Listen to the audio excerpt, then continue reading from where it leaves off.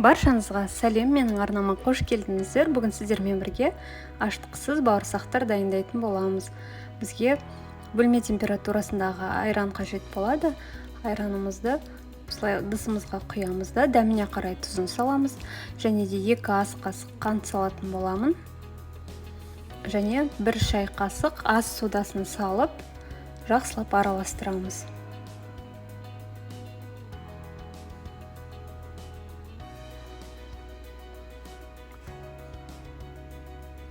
Және де 2 ас қасық сұйық май құямын. Араластырып, енді 2 жұмыртқа қосатын боламын.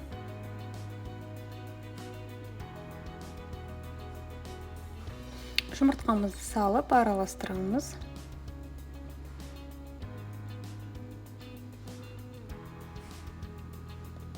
Жақсылап араластырып алғаннан кейін електен өткізіп, шетінен ұн қосып отырып, өте қатты емес, өте жұмсақ емес, нан еритін боламыз.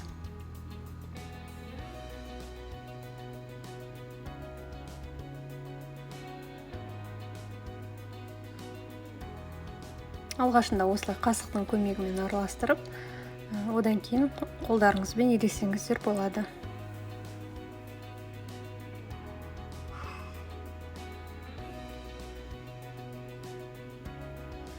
Осылай нанымызды елеп аламыз да, дайын болғаннан кейін 10 минутқа, 15 минутқа тындырып, осылай қойып қоямыз. 10-15 минут өткеннен кейін дайын болған қамырымызды алып, мен орташа 2 бөлшекке бөліп алып жатырмын, жайған кезде ыңғайлы болу үшін.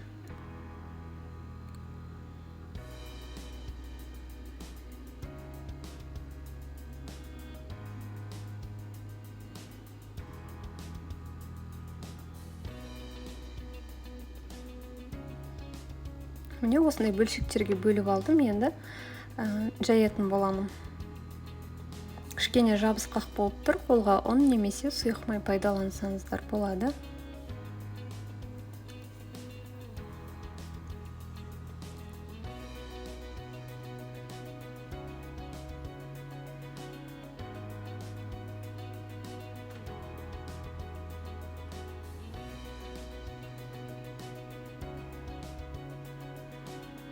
Міне осылай орташа қылып жаямыз да, өзіміздің қалауымызша қандай форма қалайсыздар, солай кесіп, табамызға майды құйып қыздырамыз да, бауырсақтарымызды шетінен салып пісіріп отырамыз.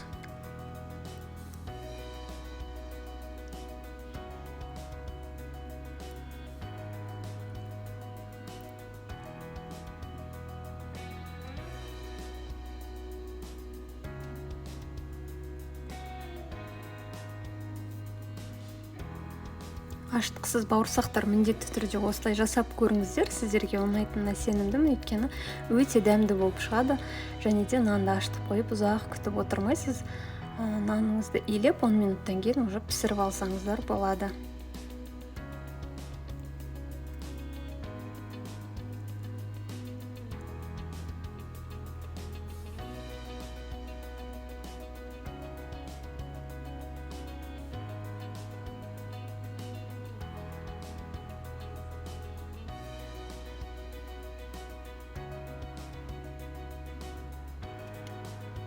Достар, менің арнама тіркелмеген болсаңыздар, тіркеліп, лайк басып, комментарий қалдырып, және де менің арнамдағы рецепттерім сіздерге ұнап жатса, поделиться батырмасын басып, достарыңызбен бөлісіп отырсаңыздар болады.